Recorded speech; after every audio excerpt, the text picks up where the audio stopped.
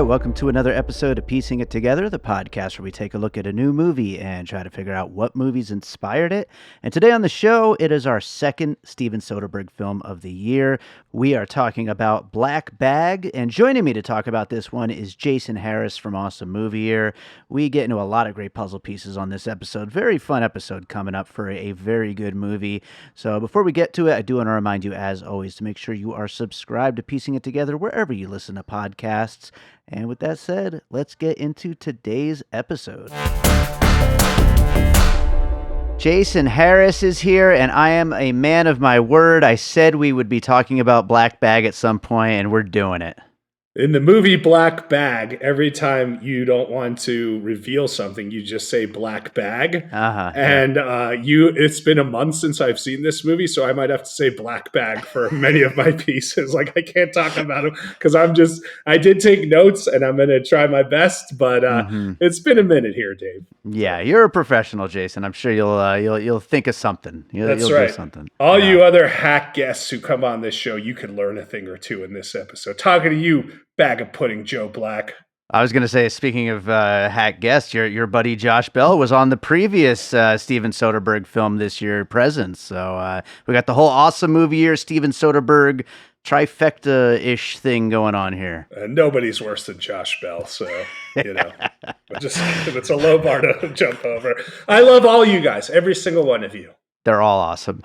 So this movie is awesome. I had a good time with it. You know, everybody's been raving about it, including you, and I'm glad I finally got a chance to check it out. And it's going to be a fun one to get into. My pieces are a little all over the place, but it's fine. That's okay. We'll make it work. So, Dave, is this the best movie you've seen? We're only 3 months in, but I think it's probably the best movie in the first quarter this year. I mean, quite frankly, this is a big tangent, but we have a big disagreement over my favorite movie so far this year. We do? Me and you do? Yes. Oh. Yes. Yeah. Oh, yeah. What was it? It's the Looney Tunes movie, The Day the Earth Blew Up. I loved it. I think I'm in the minority on that one, and I got to just take the heat on there. It seems like everyone really likes it. The great news about that was that it got Ketchup to buy the other one, which I hear is great, like awesome. So I'm excited for that. My issue with the Looney Tunes movie was I didn't think the characters were, what they used to be. I know they're always like fighting this and that, but they were such little whiny bitches the whole time, And it's I don't know. I had fun with their dynamic between the two of them. But, speaking to best of the year so far, I mean, honestly, I'm a little hit and miss with Steven Soderbergh. I know you love the guy, but I've loved both of his movies this year. Presence is in my top 10. This is in my top 10. I really like what he's doing here with David Koepp, and I think they've put together some really great films. I do love Steven Soderbergh. Even if I don't love all of his movies, like he has that career path where it's like, hey, yes, I can do big budget stuff, but I can also do these kind of, strange little indies. And he's so important for like us coming up in like, the 90s. I'd say Out of Sight really was the thing that, I was just like, what the heck, dude, So, yeah. And you go back before that, I don't know if you've ever seen Schizopolis. It's one of the weirdest like mental breakdown movies ever where he plays himself and his ex-wife plays his ex-wife. And it's very strange. I took a class on Soderbergh and Spike Lee and in college with our late friend Francisco Menendez, who was on Awesome Movie Year. And I think he was that's where he really shined when he did those like kind of major figure studies. I did Spielberg and Scorsese and then this one. So I got to watch a lot of stuff from Soderbergh. I love The Limey. My grandfather, one of his favorite movies was King of the Hill. And these are like not the big hits that we're talking about right now. Sure. Not to say I don't like a good amount of those too, but yeah, I'm always like, yes, thank goodness he said he retired. He didn't retire. Let's always give him a shot to see what he's going to do next. Absolutely.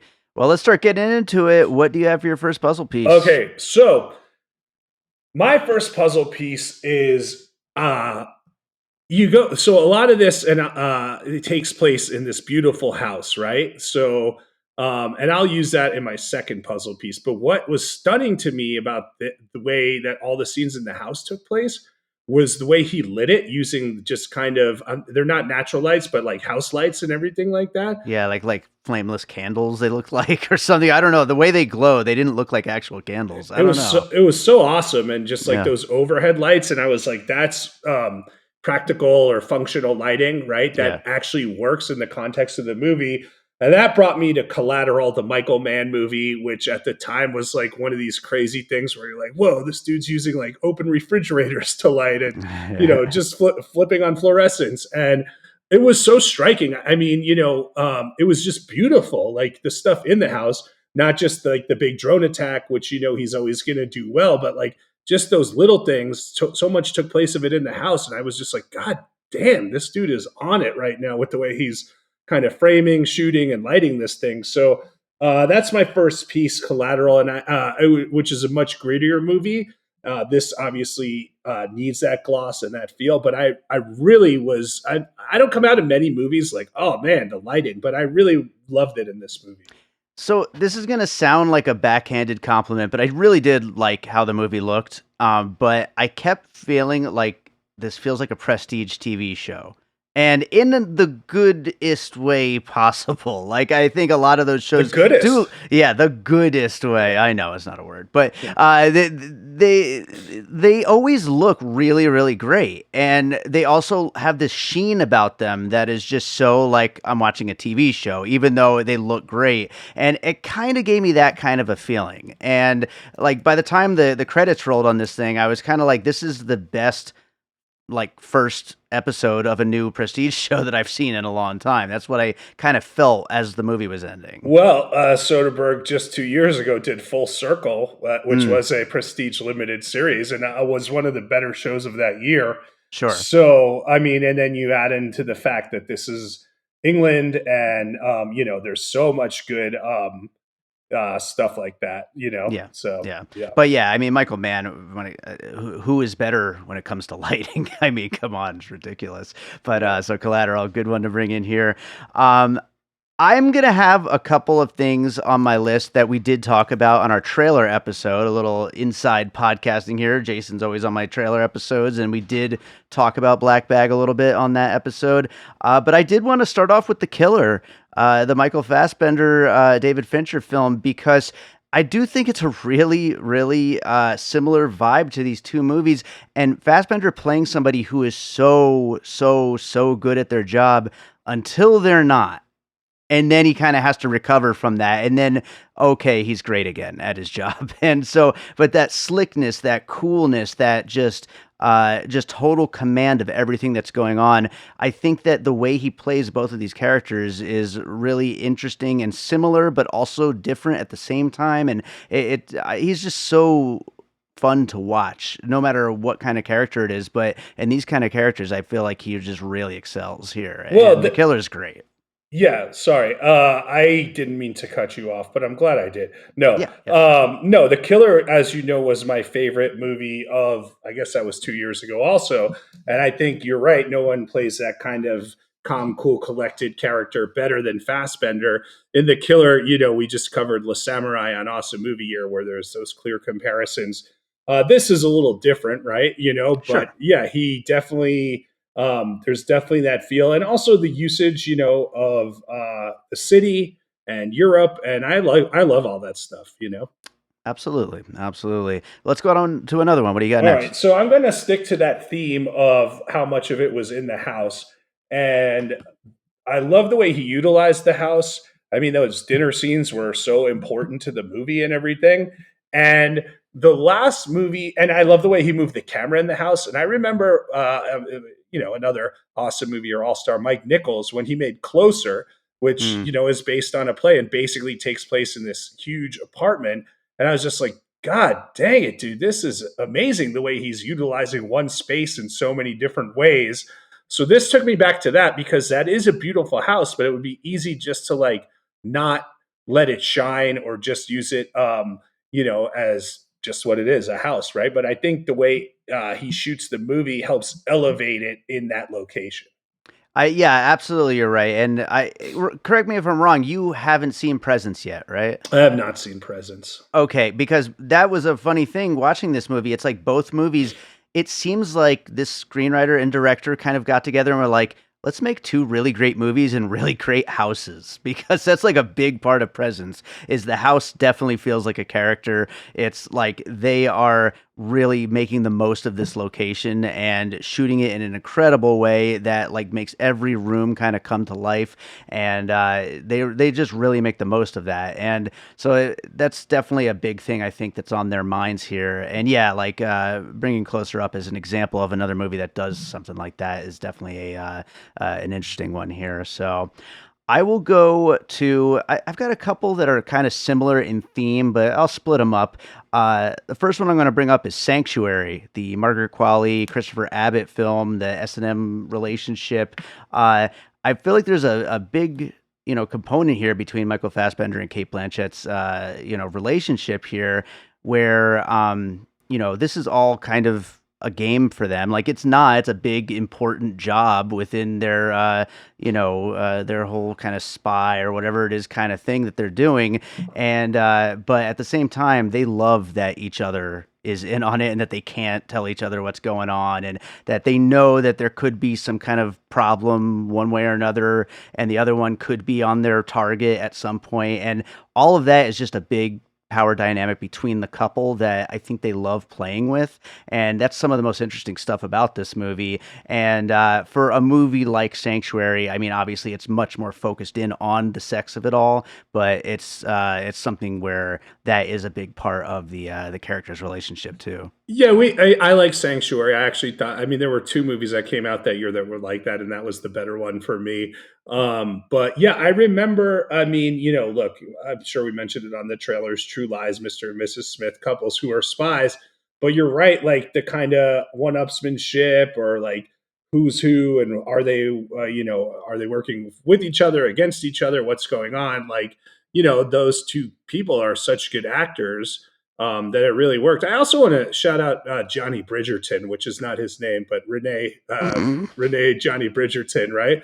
Who I have never liked in a movie, and I thought he was great in this movie, and it was really nice to see that. A lot of these supporting actors are like working, character actors that you don't necessarily know by name, but like everyone brought it, and it was cool that he got to shine the way he did in this one.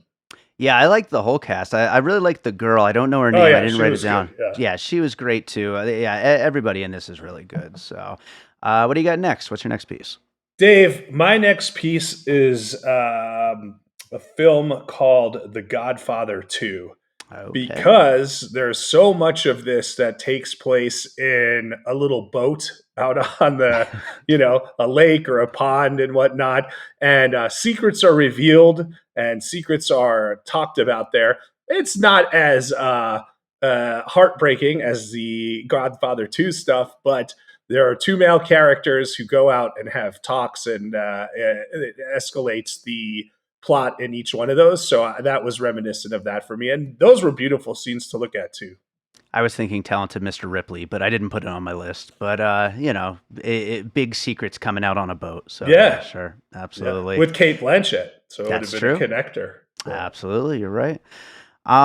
This might be the other movie that you were thinking of that kind of goes along with Sanctuary, but I'm not sure because there were a few movies like this over the last few years. But I was thinking of Fair Play. Uh, I think that was it. Yeah. That was yeah, pretty good too, actually. it So was. Yeah, Phoebe Denver and Alden Ehrenreich. I don't know how to say his last name, but maybe that was the one I liked better. Who knows? they were both good movies. They're different movies, but both good. But this is one where they're a husband and wife. They both work in the same investment firm, and when the wife gets the promotion instead of the husband, it like drives a wedge between them and the bruising of the ego. And again, like to bring it back to what we're talking about with the Sanctuary puzzle piece here. I mean, I think that these characters, they want to be, the best in their field. They want to, do the big gigs and all that stuff, but at the same time, they love that the other one is getting it and the other one is kind of just crushing what they're doing. And they love staying out of the way, but they also love getting in the way. And there's just like a whole dynamic between the two of them. yeah, they definitely seem more supportive of the fair play couple right there, where there's a Yeah. lot of situations going on that aren't as uh, supportive, shall we say. That's a good way to put it. Yeah. What do you got next? Dave, I'm going back to the house because so many secrets are revealed in the house. And man, Fassbender, who's doing like these games at the table and how they play, really just conniving wild stuff. So I'm going to do two pieces for this, right? One, I think of Brian De Palma's The Black Dahlia, which maybe has one of the most insane dinner table scenes ever put on film. Mm-hmm. And then two, house, single location, big house, crazy secrets being revealed. Karen Kusama's The Invitation, which is one of my favorite movies, kind of slow burn, hard boiled thrillers of like the last, 10 years or so. So I think both of those, The Nest was another one, but, Saltburn, whatever you want to do here with a house and secrets revealed, those were the two that I chose. The Invitation is a movie that's been on my watch list for a while. I've never seen it. The Black Dahlia I saw back when it came out, and I need to revisit it because I just think I didn't understand the tone it was going for, and I just did not get it. I didn't like it either, but I did love that scene because it was just nutsy cuckoo Cotter, as assistant principal Mr. Woodman used to say. So, it was definitely nutsy cuckoo Cotter. Is that what you said? Yeah. Cotter! Nutsy cuckoo Cotter. Okay. Were you expecting a Mr. Woodman impression? Very good. Yeah, I was not. My next one's a bit of a stretch, but I'm going with it anyway. This is definitely a hashtag couples goals movie. And I don't think there's any better example of that. There's probably a better example of that, but I'm going to go with it anyway. Than Morticia and Gomez. I'm going with Addams Family for my next puzzle piece here. I just think that these two people who just clearly love each other despite their very, very strange circumstances that they have built their life around. I think it's something that, anybody could look for and see like, I kind of want that out of my relationship. Is that what you and Gina are like? We kind of are, aren't we? A little bit. I don't know. I'm asking you. Or are you just going to say black bag and you're not going to tell me? No, I'm a little weird guy, and she's a, kind of goth looking weird chick. And so you're going, yeah. So yeah, you do. Both weird. Yeah. So I could see that. You're more of a Pugsley, though. Yeah, mixed with the hairy one, It cousin It. Yeah. There you go. Yeah. Well, I still would say, while I don't necessarily, you're right. It's a stretch. Let's say that. But if you haven't watched those first two movies from the '90s in a long time, they're so great. Still, they still hold up. And I maintain that Addams Family Values is a Thanksgiving movie because of the play that they put on, and it's so. Of course, so, I'm with you. Yeah.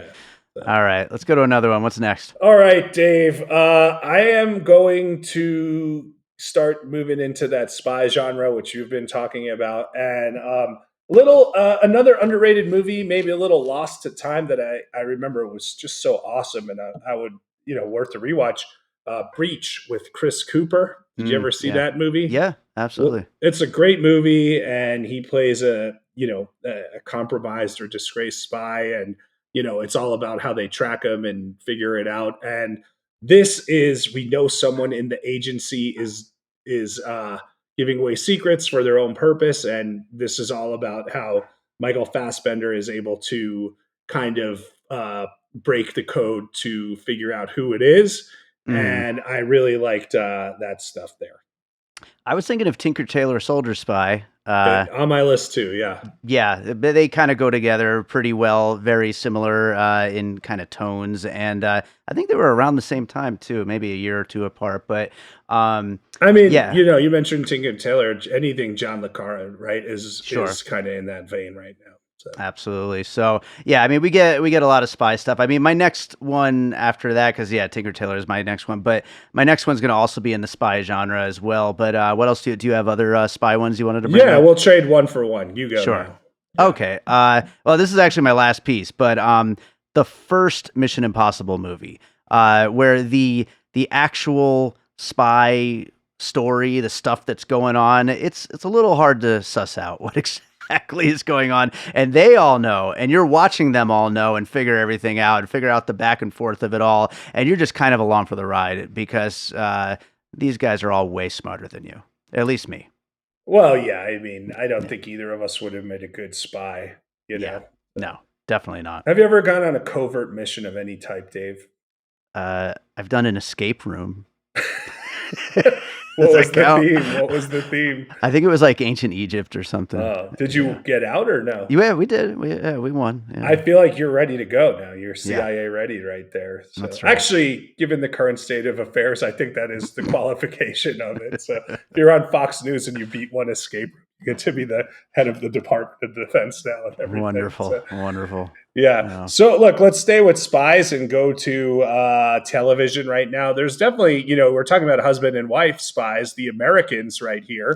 Oh, sure. Yeah. Is definitely got that feel to it. And also the way they kind of interact with their coworkers and power plays and everything. That to me was a big one. Obviously, a great show. And also the idea of like at any moment this business can destroy your family life is prevalent in there. That's a great one. Actually, now that I think about it, that might be like the puzzle piece of this episode. So I'm glad you brought it up because I hadn't thought of it in advance. But the Americans is like perfect for the kind of, just the high wire game that these people are playing by both existing in this world and trying to keep their family together or their, relationship.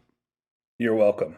There you go. Good stuff, Jason. Any others you want to bring up? Dave, I got you want a wacky one. I got one for you. Match my Addams Family. Oh, I'm about to. So, Good. Maybe raise it. So, there's a big sequence where, that woman that you're talking about is really excited because Michael Fassbender is about to put all the characters through the polygraph test.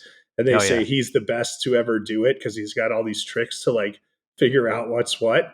And it definitely that kind of like alpha superiority on a test like that brought me to Bill Murray's opening scene in Ghostbusters.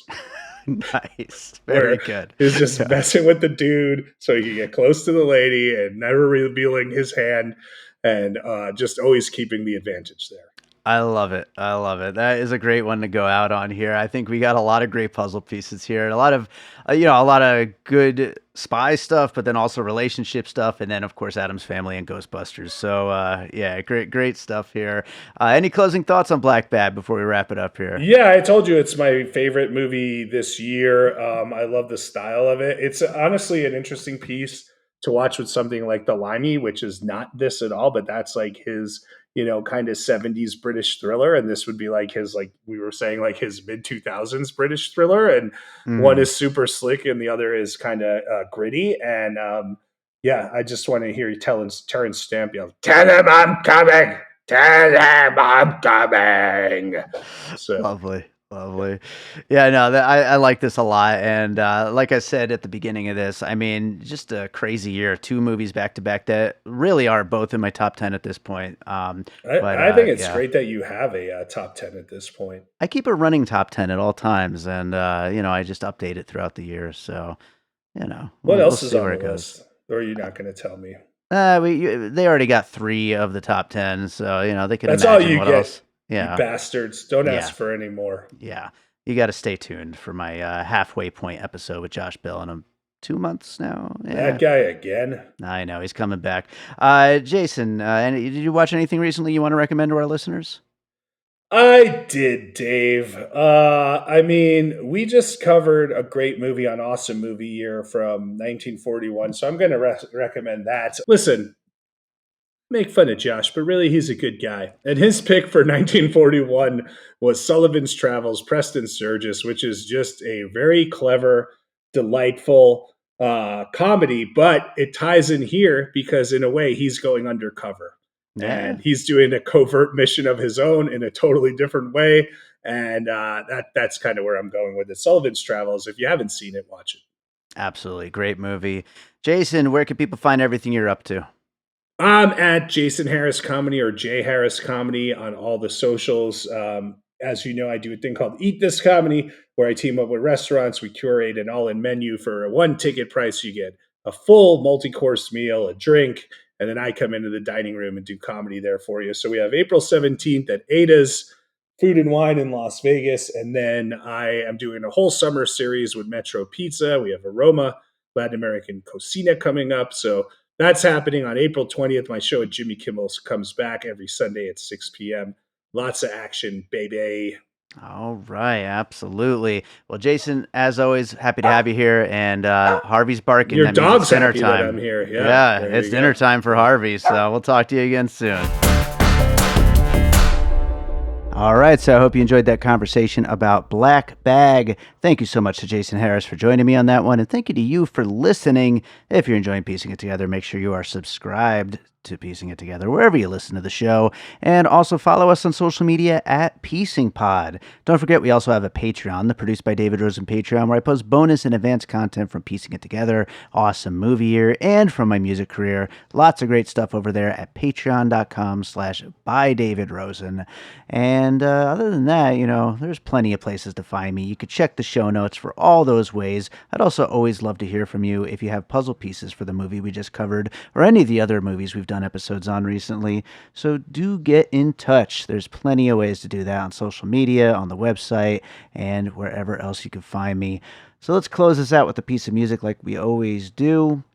And I'm going to go with a track called Last Kiss, which was from my album An Unseen Sky. This feels like a good fit for a very unique kind of love story like this. So let's go with Last Kiss, and we will be back with more Piecing It Together real soon.